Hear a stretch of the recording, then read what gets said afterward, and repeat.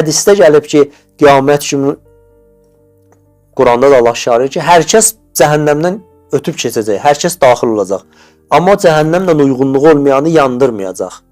Bəzi hədisdə gəlib ki, Peyğəmbərimiz sallallahu aleyhi və səlləm daxil olacaq cəhənnəmə.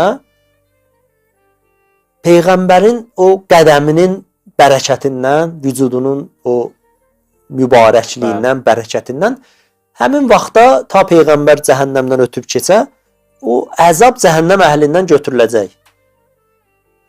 Bəzi hədislərdə işarə olunub ki, deyir, cəhənnəm əhli Peyğəmbərlə o qədər uyğunluqları yoxdur ki, Peyğəmbərin vücudu olar üçün sanki cəhənnəm əzabından da daha şiddətli əzabdır. Deyəcəklər ki, ilahi, razı deyilik. Yəni, cəhənnəm əzabı dayanır, cəhənnəm ki, bu qədər vəsf olunub Qurani Kərimdə. Yəni, əql heyran qalır.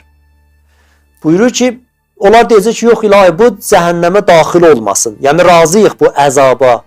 Bu əzab bizə verilsin, amma Peyğəmbərlə biz üz-üzə gəlməyək. Amma biz nə iş görə bilərik?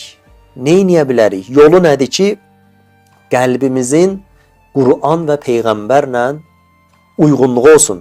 Qəlbimiz təharət tapsın. La yeməssu illəl mutəhhərun. Quranla əhl-i beyt ikisi birdir. Heç vaxt bir-birindən ayrılmazlar. Biri məsum nədir? Quran-ı natiqdir. Bu Quran da Quran-ı samitdir. Sakit Qurandır. Biri danışandır, biri danışandır. İkisi də həqiqətləri birdir. Və heç vaxt bir-birindən ayrı düşməzlər. Həm Fəriqin nəql eləyib hədisi Səqələyni ki, İnni tarikum fikumuz Səqələyn kitabullah və itrədi. Mən sizin aranızda Quran və əhl-i beytimi qoyuram. Bunlar heç vaxtı bir-birindən ayrılmazlar.